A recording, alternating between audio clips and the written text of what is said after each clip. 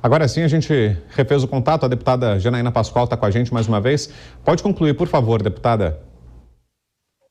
Então, além das questões formais, que eu poderia ficar aqui uma hora, vamos dizer assim, enumerando, tem um problema material, que é dos crimes que foram atribuídos ao deputado e a pena que foi aplicada. Muitas pessoas não sabem, mas no nosso sistema jurídico, se alguém recebe uma pena maior do que 8 anos de reclusão, necessariamente inicia cumprindo o regime fechado. Então, ficou muito evidente que houve toda uma ginástica para justificar, ou tentar justificar, porque não há justificativa, aplicar a pena maior do que 8 anos, claramente com o fim de prender o deputado.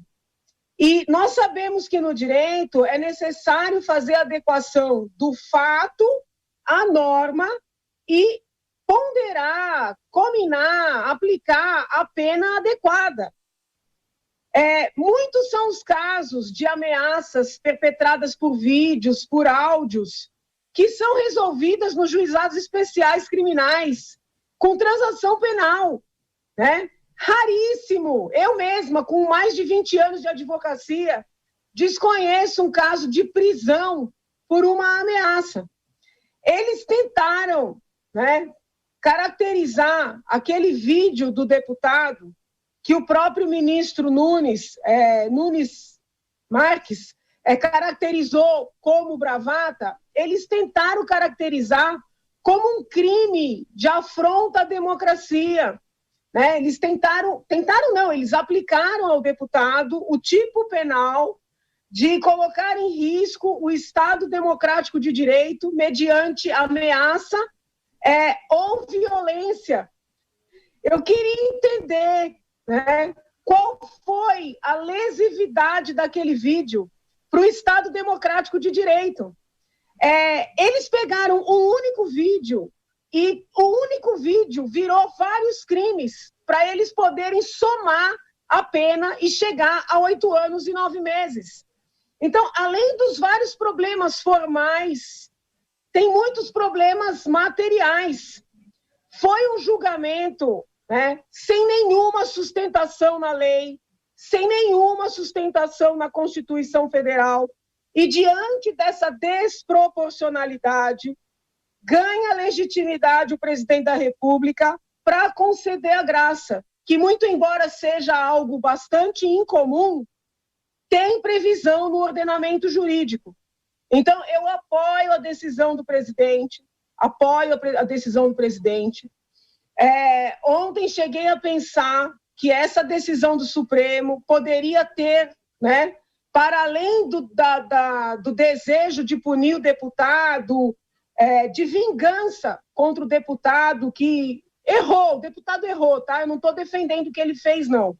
Inclusive, eu peço aqui encarecidamente aos seguidores do presidente, aos apoiadores do presidente, que não ofendam os ministros, que não se manifestem de maneira agressiva, que não façam nada parecido com o que o deputado fez.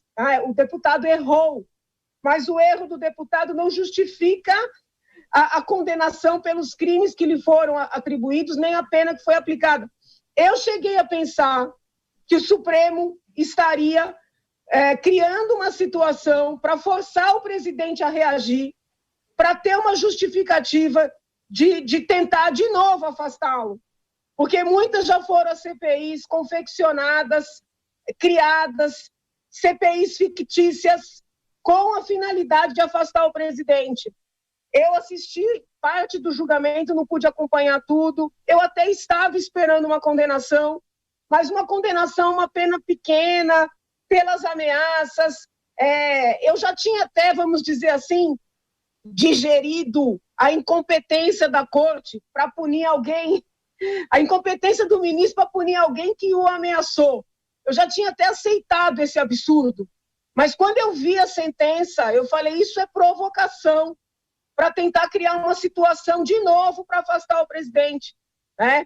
Então, o presidente não está errado do seu ponto de vista jurídico, mas eu peço, pelo amor de Deus, aos apoiadores, aos seguidores, que não joguem mais gasolina nessa fogueira, tá? Que não joguem mais gasolina, ao próprio deputado, que não se manifeste de maneira grosseira, agressiva, ofensiva para com os ministros. O presidente está, de certa forma, não vou dizer que ele está se colocando em risco, porque ele está fazendo com base na lei, mas não é uma situação tranquila, né? É uma situação delicada. Então, é muito importante para aqueles que compreendem, né, a gravidade do momento, o tanto que as liberdades têm que ser preservadas e defendidas, que não, vamos dizer assim, que não aumentem esse clima de conflito, tá? Que não aumentem. O julgamento teve um outro erro, assim, absurdo, que foi de condenar o deputado com base numa lei revogada. Os ministros tentaram se valer da teoria da sucessão das leis penais no tempo, né, para justificar, aplicar a nova lei que revogou a Lei de Segurança Nacional. Mas a justificativa, a explicação, né, não foi suficiente, porque a ação do deputado não se encaixava sequer na lei anterior. Está cortando de novo? Não, só vou passar a palavra aqui. Nosso tempo já está quase esgotado. Vou passar a palavra aqui para os nossos comentaristas. Eles também têm perguntas para a senhora. Roberto Mota, o Ricardo Salles e o Miguel Daúde, que estão com a gente. Começa com você, Mota, sua pergunta. A deputada levantou um ponto muito importante que fica perdido porque o cidadão comum não consegue acompanhar nessas filigranas jurídicas. Eu não sou nem advogado, deputado, eu sou engenheiro, mas eu estava conversando hoje com um amigo que é advogado e ele levantou exatamente esse ponto, né? Ele dizendo, se um vizinho agride o outro, por exemplo, uma briga física, causando o que se chama de lesões corporais leves, tá? Essa pessoa que foi responsável por ferimentos em outra, ela entra nessa transação penal, que acho que é prevista pela Lei 9.099, paga uma cesta básica e fica por isso mesmo. Quer dizer, o que parece, né, deputada, é que a vida, a liberdade, os direitos do cidadão comum aqui têm valor diferente da vida, da liberdade, do bem-estar de quem está em posição de poder. A senhora não acha isso? Não, perfeitamente. É uma desproporcionalidade sem precedentes, né? São muitos os casos de ameaças, de lesões corporais leves, culposas, que são solucionadas nos juizados especiais criminais, com transação penal, pagamento de cesta básica, multa, às vezes alguma prestação de serviço, nada além disso, nada além disso.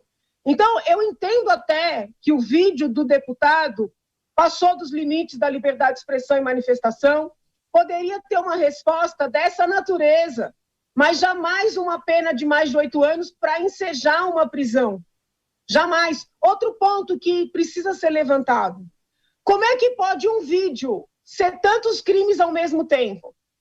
O ministro André Mendonça condenou por coação no curso do processo.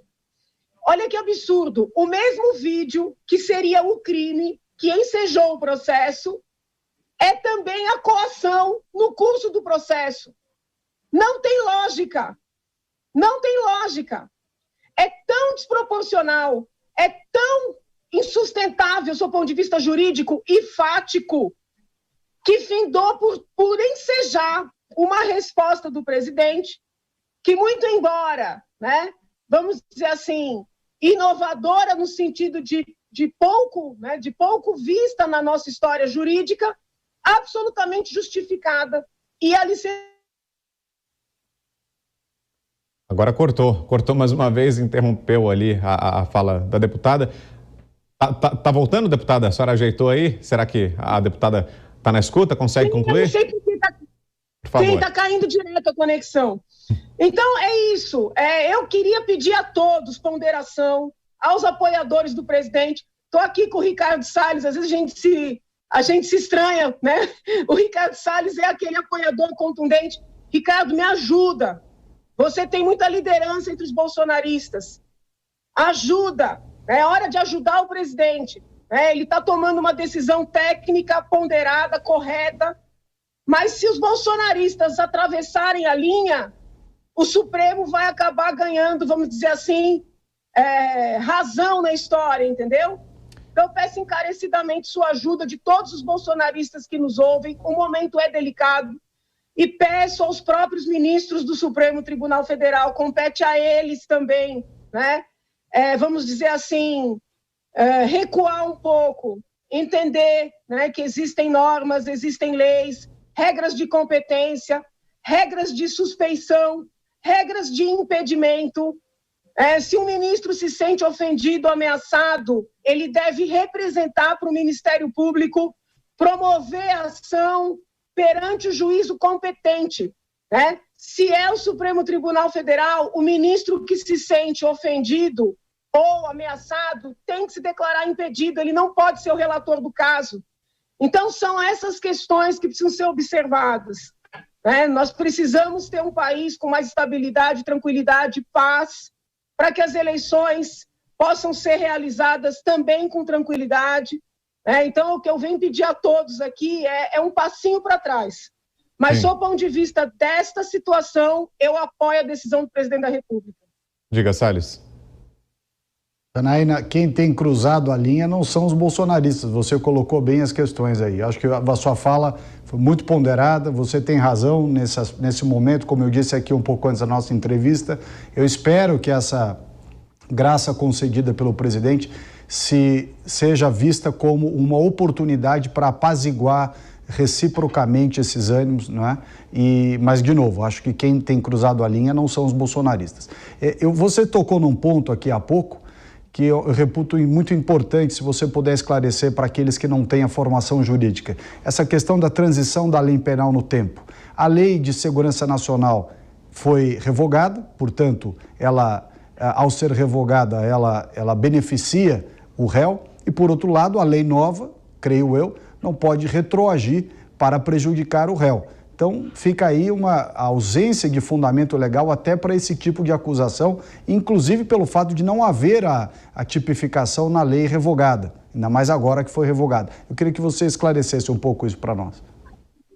Uma das teorias mais difíceis no direito penal é a sucessão das leis penais no tempo, porque existem normas de ultratividade, de não retroatividade, né? Ultratividade quando uma lei é aplicada para além da sua vigência, não retroatividade ou retroatividade quando a lei mais nova é melhor e aí ela tem que voltar a ser aplicada. Então, é uma temática mais complexa. Os ministros lançaram mão desse instituto da sucessão das leis penais no tempo. A questão é a seguinte: eles encaixaram, eles enquadraram, né, eles tipificaram um comportamento que de maneira nenhuma poderia ser considerado como um comportamento passível de destruir o Estado democrático de direito. Um vídeo grosseiro, ofensivo, ameaçador, ele pode constituir outros crimes, jamais um crime de colocar em risco o Estado democrático de direito. Então, eles tipificaram aquele vídeo na Lei de Segurança Nacional. Como a lei foi revogada e se criou uma outra legislação com uma previsão parecida, eles encaixaram na outra legislação e justificaram que não estavam prejudicando. Mas como se não bastasse, o mesmo vídeo foi considerado elemento da caracterização do crime de coação no curso do processo. E se vocês pegarem a decisão, eles ainda aplicaram várias vezes o concurso, o crime continuado, que é o artigo 71 do Código Penal. Ou seja, um único vídeo deu ensejo a uma série de crimes para poder ter um somatório de mais de 8 anos. E os 8 anos são muito significativos a demonstrar o desejo de prender, porque a lei penal diz que reclusão maior de 8 anos tem que ser cumprida em regime fechado. Então, ficou muito nítido que o objetivo era prender, né? Aí eu não sei se apenas como uma vingança, como um recado, ou mesmo como uma provocação, porque foi muito gritante. Eu não acredito que se o deputado tivesse sido condenado, por exemplo, a 1 ano com a substituição por prestação de serviços ou mesmo multa, que o presidente teria lançado mão da graça. Ele lançou mão da graça porque a situação foi tão flagrante, e diante de uma pessoa que não pegou em armas, diferente se ele tivesse pego em armas, apontado a arma para um ministro, efetivamente invadido o tribunal, querendo... É completamente diferente. Pegar a situação do deputado que estava na Câmara dos Deputados como uma situação a mostrar maior reprovabilidade. Então, foram vários equívocos, eu falo isso com muito respeito ao Supremo Tribunal Federal, mas foram vários equívocos num único julgamento. Deputada, quero agradecê-la mais uma vez aqui pela presença, a deputada estadual aqui de São Paulo, Janaína Pascoal, entrevista ao vivo, exclusiva aqui ao Jornal Jovem Pan. Obrigado, deputada, uma boa noite, bom feriado por aí. Fiquem com Deus, obrigada, tudo de bom. Obrigado.